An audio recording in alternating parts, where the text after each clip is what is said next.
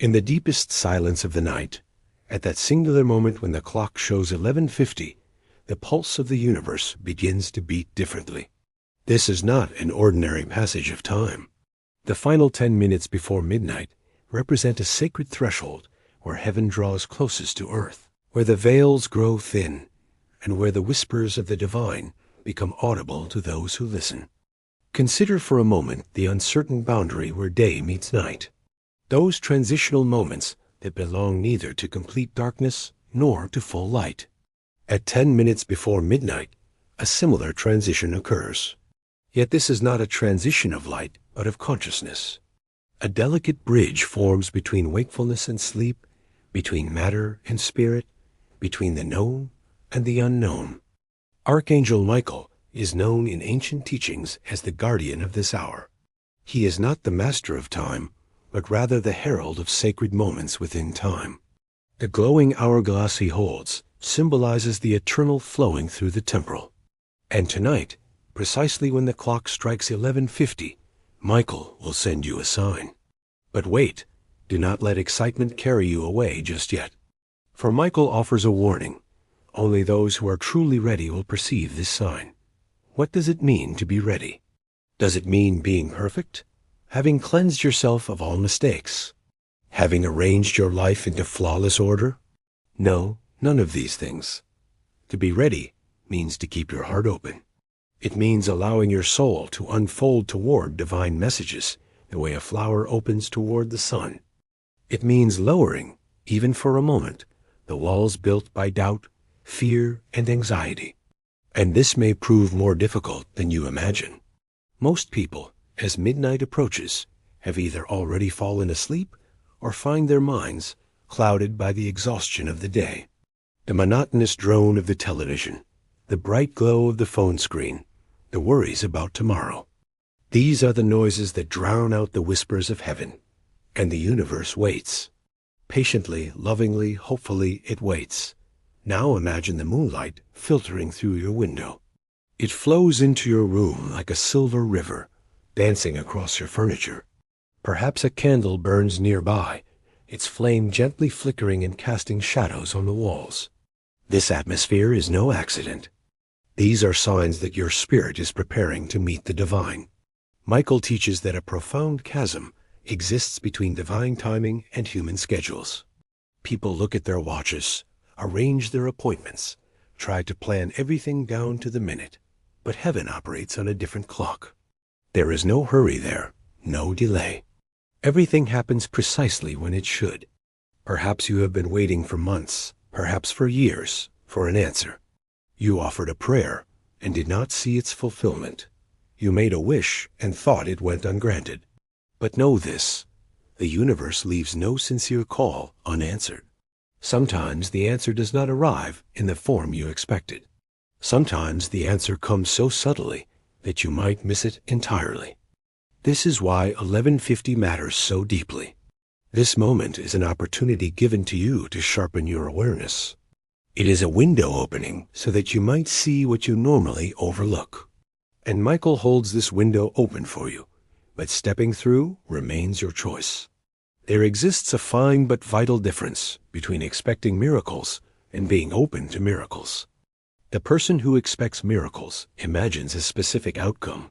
They wait for the sky to split open, for angels to become visible, for their life to transform in an instant. And this expectation, paradoxically, prevents the miracle from occurring. For miracles rarely arrive with thunder. They are whispers, gentle breezes, sudden warmth in the heart. They are unexpected messages from friends, words spotted on a street sign, melodies heard in dreams. The person who remains open to miracles can catch these subtleties. Because they do not search, they find.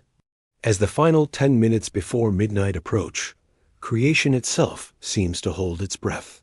Birds fall silent, wind slows, the hum of the world grows quiet. This silence is not emptiness. This silence marks the moment when infinity prepares to speak, and you can become a receiver within this silence.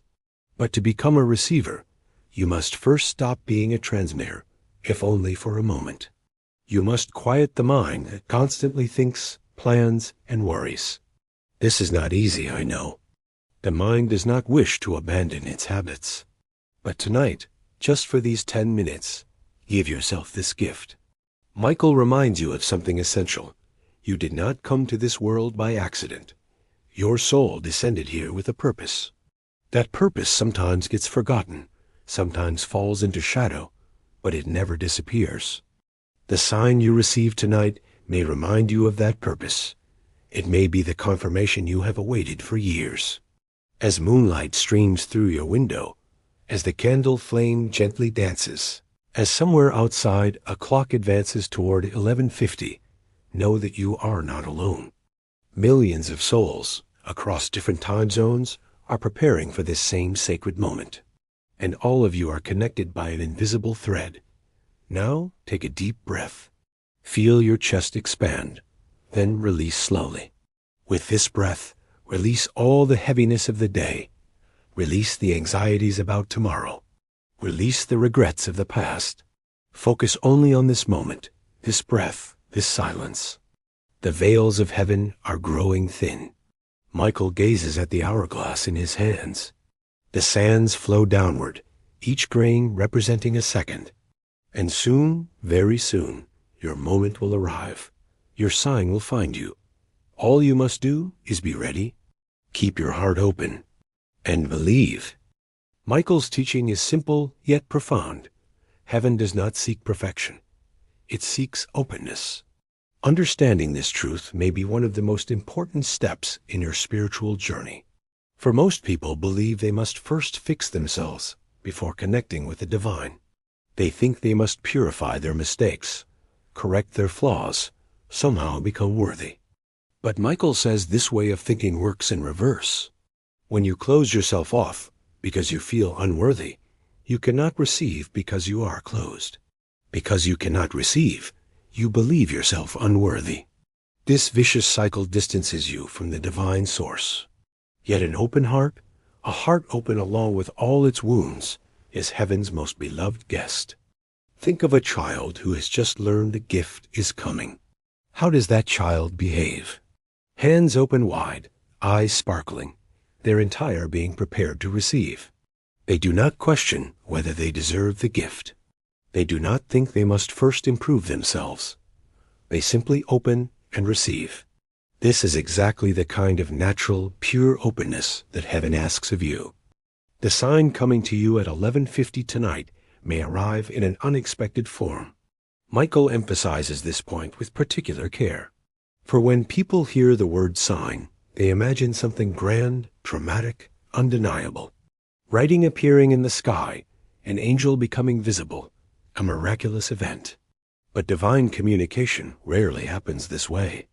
The sign might be a sound, an unexpected melody from outside, the song of a bird, the wind tapping at your window. A sound you would normally ignore might suddenly capture your attention tonight. And in that moment, you will feel something stir within you. This stirring is your soul's moment of recognition. The sign might be a number. When you glance at the clock, when you notice a figure somewhere, when a number comes to mind without reason. Repeating numbers are the universe winking at you. 11:11, 3:33, 5:55. These numbers are not coincidences. They are moments when your frequency aligns with the frequency of the cosmos. The sign might be a feeling. Sudden warmth in your chest, goosebumps spreading across your arms, moisture gathering in your eyes without cause. Sometimes your body understands before your mind does. And tonight, you must pay attention to what your body tells you. The sign might be a message, a phone call from someone you have not spoken with in a long time, a text, a sudden remembering, or a phrase you encounter on social media, a page you open randomly in a book, a sentence you hear on television. The universe uses every channel to deliver its messages. So why do some perceive these signs while others cannot? Michael's answer is clear. Doubt creates blindness. Belief creates vision. This is not merely a metaphorical expression, but almost a physical reality. The mind is programmed to search for what it believes. If you believe signs exist, you will notice them. If you believe they do not exist, you will not see them even when they stand directly before your eyes. Doubt is the mind's defense mechanism.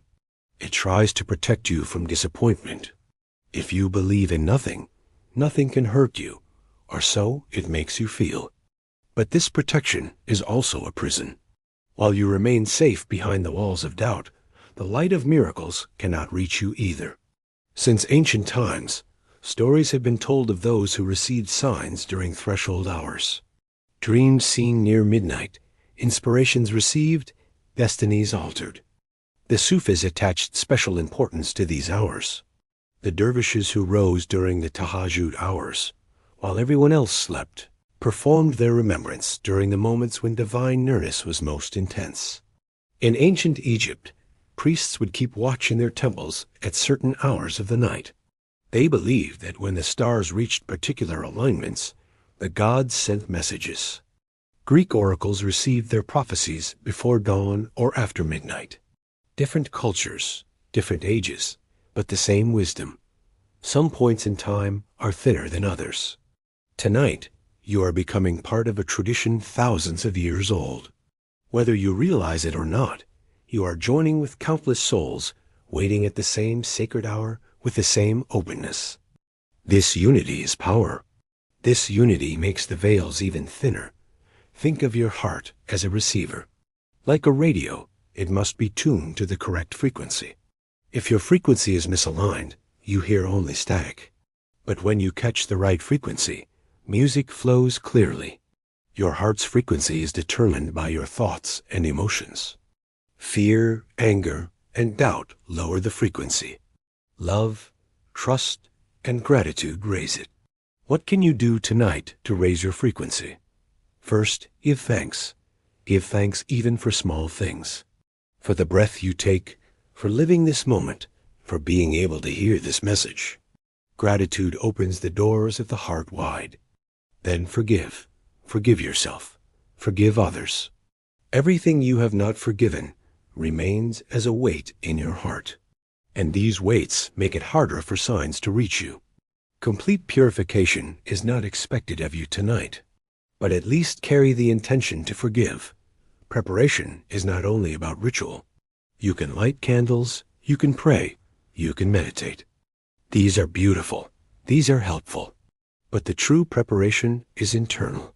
The true preparation is surrender. It is releasing the need to control.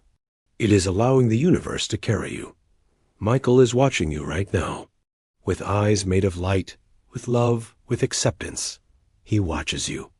He knows you are not perfect.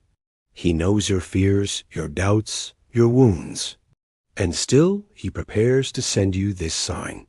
Because you, with all your imperfections, are worthy of divine love. Take another deep breath. Focus on the center of your chest, on the place where your heart beats. Imagine a light there, small but warm. With each breath, let this light grow a little larger. Give your doubts to this light. Give your fears to this light. And allow the light to embrace your entire being. 11:50 approaches. And with each passing second, you are becoming a little more ready. Now I will share with you a secret.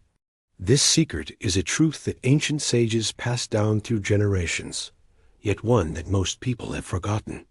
Words spoken aloud carry a different weight than thoughts held in the mind. Thoughts are like clouds. They come and go, scatter and disappear. But spoken words are seeds planted in the universe. Consider that in the beginning, there was the Word. All ancient texts describe creation beginning with a spoken utterance. Be it was said, and it became. This is no coincidence. Sound is vibration. Vibration is energy. And energy shapes reality. When you speak something aloud, you do not merely move the air. You send an intention to the universe. You broadcast a frequency. Tonight, before the clock reaches 11:50, I ask something of you. In a moment when you are alone, perhaps in your room, perhaps standing before your window, speak these words aloud. At 11:50, I will see what heaven wants to show me. Say this sentence once, but say it with your whole heart. Feel each word as it leaves your lips. This may seem like a simple sentence, but in truth, it is a covenant formed between your soul and the cosmos. When you declare your intention, the universe hears you. The angels hear you. Michael hears you. And this declaration clears the path for the sign that will be sent to you. It is as though you light a candle in a dark room and the light finds you. Why is speaking aloud so important? Because speaking aloud requires courage. When you only think something no one knows, there is no risk. But when you speak it, you take a step. You give your word to the invisible world.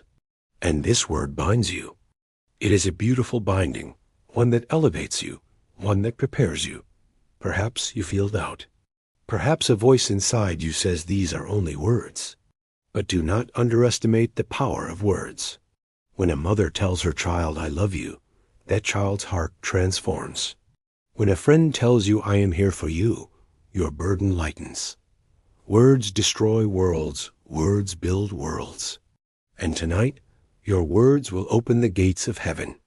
Michael has another instruction. He says, "Warn the ready ones." This may seem strange at first. Why should I warn others? Why should I share this experience? The reason lies in the very nature of spiritual responsibility. Every light you receive is given to be shared. Light that you hoard extinguishes. Light that you share multiplies. Think back to a time when you too were in darkness. Perhaps a book, a phrase, a person shone a light for you. Without that light, you would not be here now. Now it is your turn.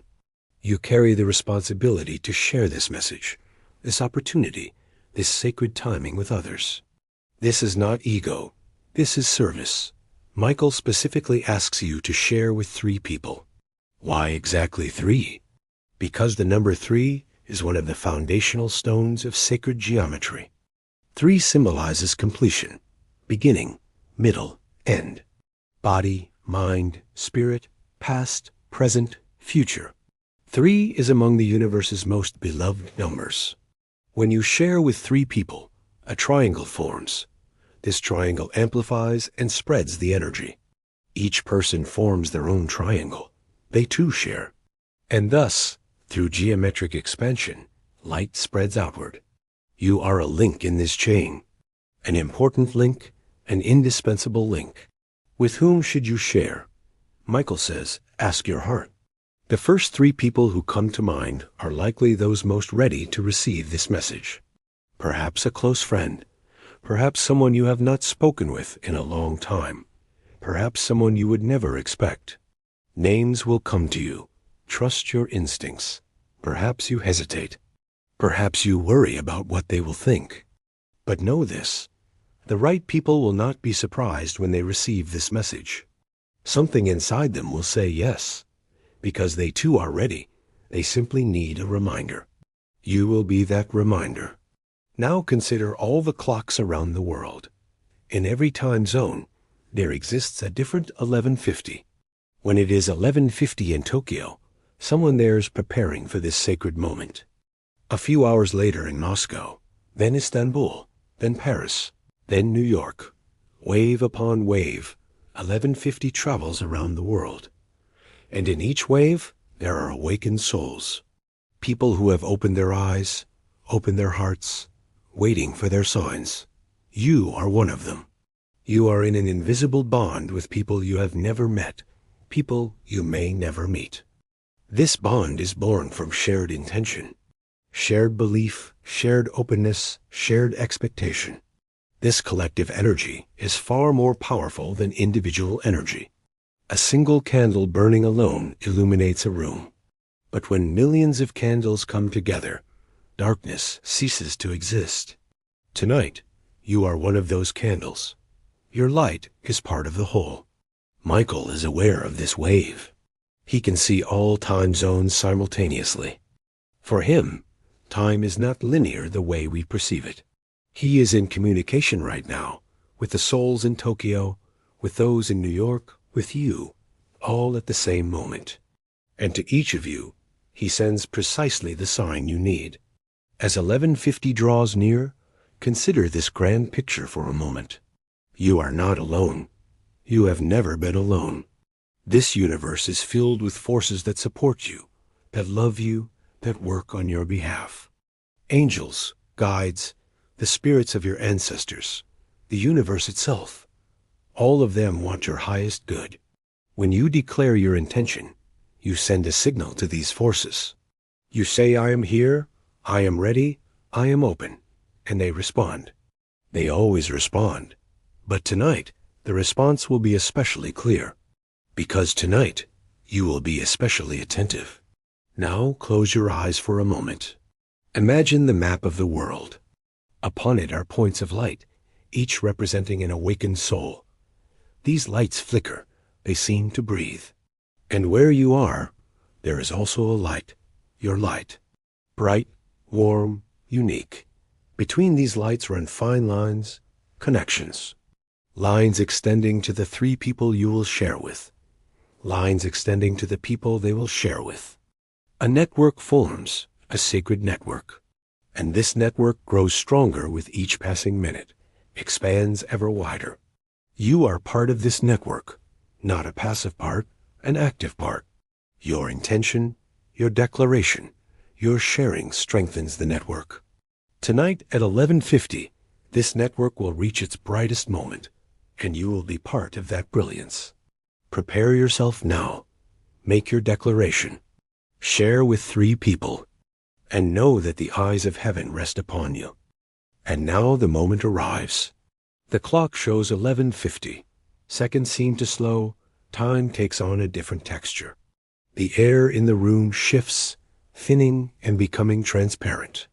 Even if you cannot see it, you feel that something is different, that the veils are parting, that heaven is very near. Michael looks at the hourglass in his hands. The final grains of sand fall, golden particles sparkling in the light as they drift downward.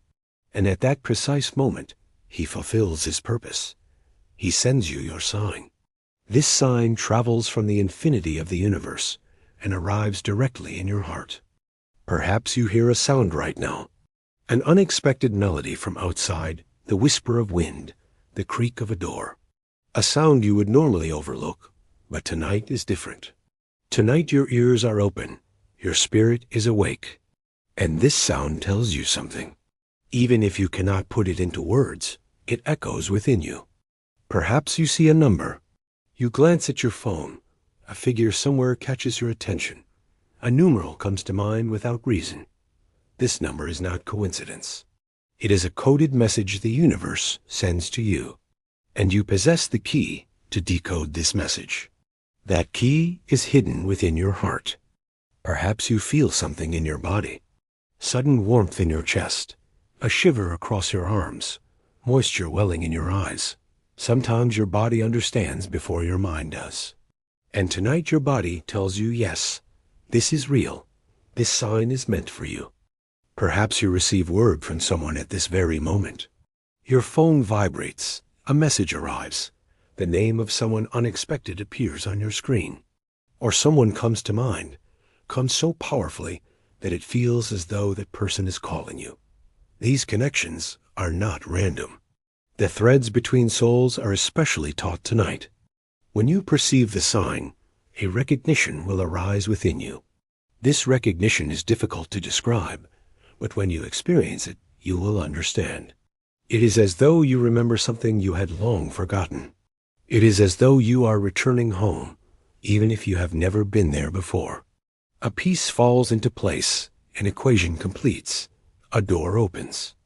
This moment marks the transition from hoping to knowing. Hope is beautiful. Hope is valuable, but hope still carries uncertainty. Knowing is different. Knowing is anchoring yourself in the heart, a stability that does not move even when storms blow. Tonight, this stability is being given to you as a gift. For years perhaps you have been asking, am I on the right path? Are my prayers being heard? Am I alone in this universe?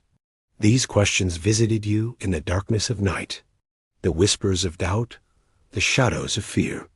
But now, answers to these questions are arriving, and the answer is yes. Yes, You are on the right path. Yes, you are being heard.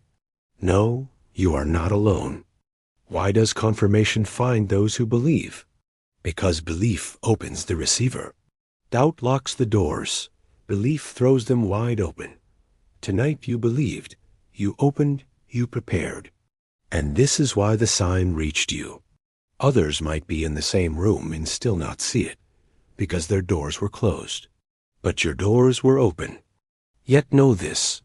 This is not the end. The sign you received tonight is the beginning of a journey. A door has opened, but behind that door stretches a long corridor. This corridor is the corridor of your spiritual growth, and Michael stands ready to accompany you through it. Divine timing does not apply only to this night. Every day, every hour, the universe speaks to you. But most of the time, the noise of daily life drowns out this conversation. The rush to get to work, the worry over bills, the complexity of relationships. These are the static that mutes the voice of the soul. Now you can make a choice. You can remember this night as a pleasant experience and return to your old patterns. Or you can make this night a turning point. Every day, even if only briefly, you can return to the silence within. Every day, you can remain open to the universe. Every day, you can find signs without searching for them. Michael says that communication with angels is a skill. And like any skill, it develops with practice. Tonight you took your first step. Tomorrow, you can take another step. Then another. And one day you will look back and see how far you have traveled. You can add small sacred moments to your daily routine. In the morning when you wake, before you open your eyes, sink into silence for 1 minute. Give thanks, set an intention, ask for guidance. Before you sleep at night, review the day. What signs came? What did you notice? What did you miss? These simple practices will sharpen your awareness over time. And never forget this. You are not a passive receiver. You are an active participant in heaven's plan. The universe is not doing something to you. The universe is doing something with you. You are the co-creator of your own life. Angels provide guidance, but you take the steps. Think of the sign you received tonight as a seed. A seed does not become a tree on its own.